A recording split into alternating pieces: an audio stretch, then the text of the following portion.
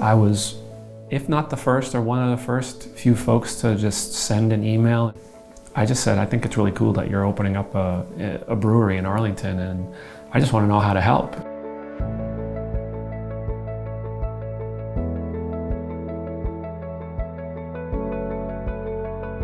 We got together and had Peter over, and we just had a couple of beers on the patio and got to know him a little bit. And he said, I'm an accountant. I don't know if that can help, but I want to do anything you need.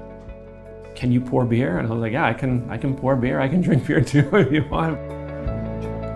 He's been through multiple startups before, and he's just like super likable and knows everybody. Like anytime we needed help, he was the first guy I would call. And so he would pour beer, he would help deliver cases, he would just come on over and help me move something heavy that needed to be moved.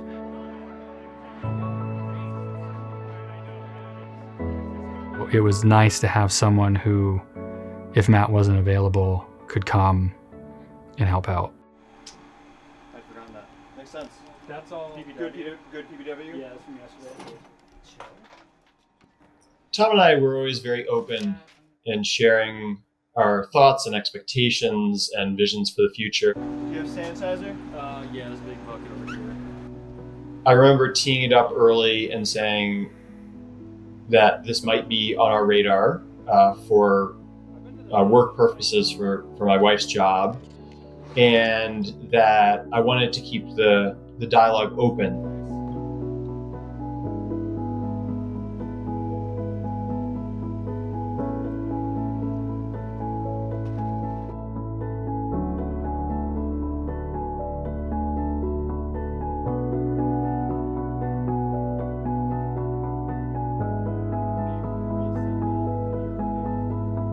Plan was that he was going to stay as involved as possible. And so we kind of rejiggered things a little bit, and he was going to continue to manage the marketing and basically everything that you could do without having to be physically here. My transition to Colorado was not an easy one. It's difficult to think about how to refashion a partnership when one person is remote. I came back probably once a month to Arlington, and we had to adapt a lot along the way, including setting up regular Zoom calls and figuring out shifting sets of roles and responsibilities, given that certain in-person things were no longer possible for me.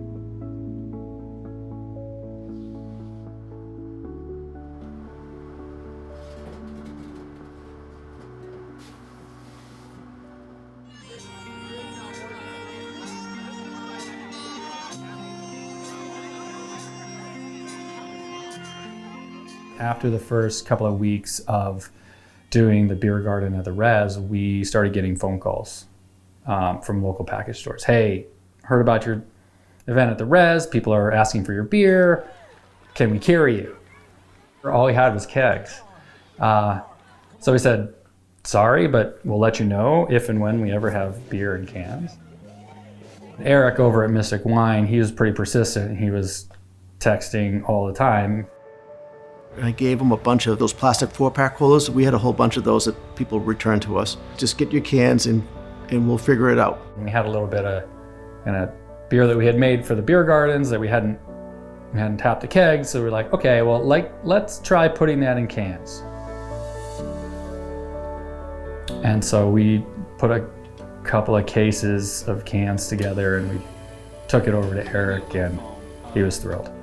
And we didn't know anything about selling beer. In cans, at least. He called me on the way home. Like, I wasn't even home yet, and he was calling. He was like, when can I get more beer? I'm like, what do you mean? I just dropped off like 3 cases of beer. He's like, yeah, it's gone. We had people coming in for the next 2 days. Where's Arlington Brewing? Where's Arlington Brewing?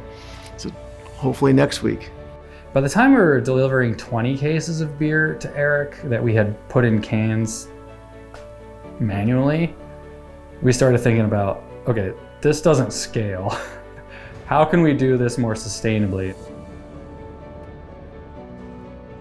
And that's when contract brewing kind of came into the picture.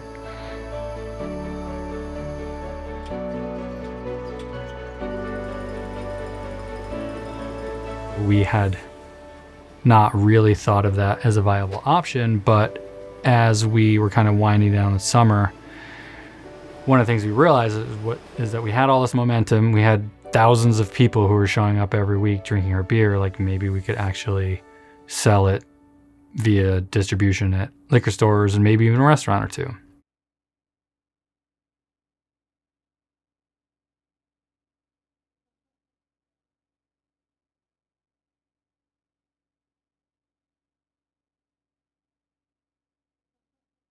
Ipswich brewed the first contract batch of Spy PA. And I remember going up there with my Highlander, and I had to take the car seats out of the car and fold all the seats down in order to fit, I think, 50 cases of beer in the car at like maximum capacity.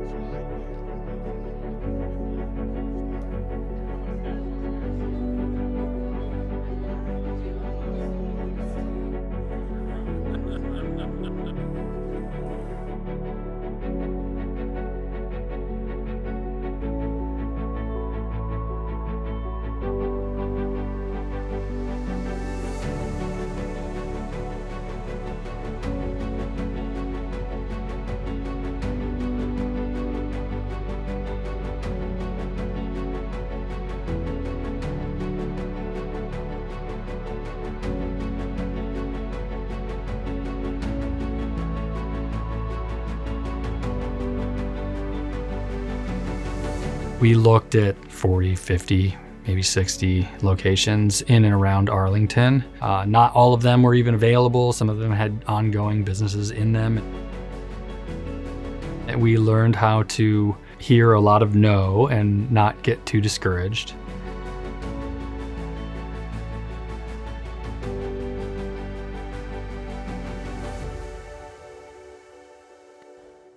The basic characteristics of the building were perfect. We needed high ceilings for our equipment.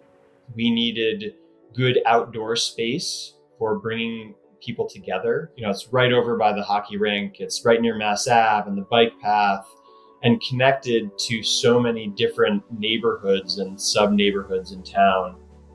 It's probably the best site that we could possibly hope for in town.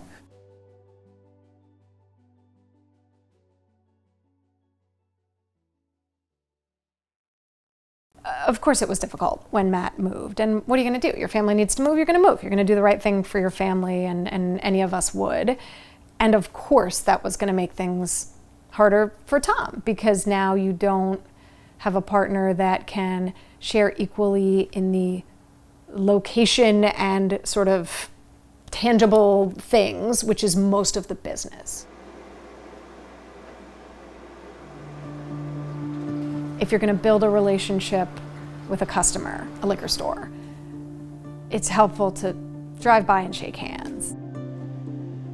There was time pressure with respect to the lease, and we couldn't sign a lease without knowing what the future of the company looked like, and if Matt was going to stay in Colorado and be involved, or if he was not going to stay in Colorado and come back, or if he was not going to be involved. And like, there was just so many different moving pieces at the time.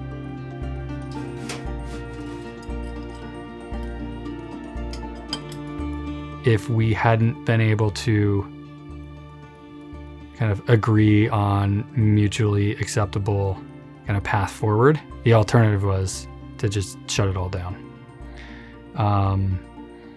And that was really hard.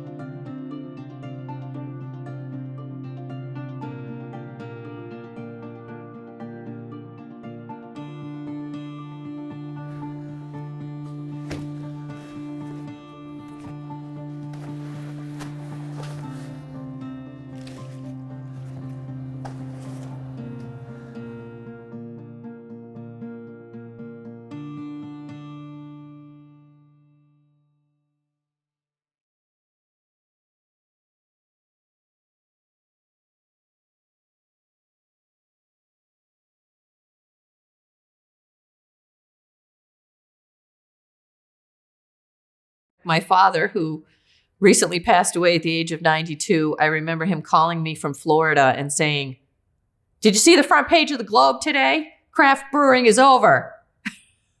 I'm like, "It's okay, Dad. We're going to be fine."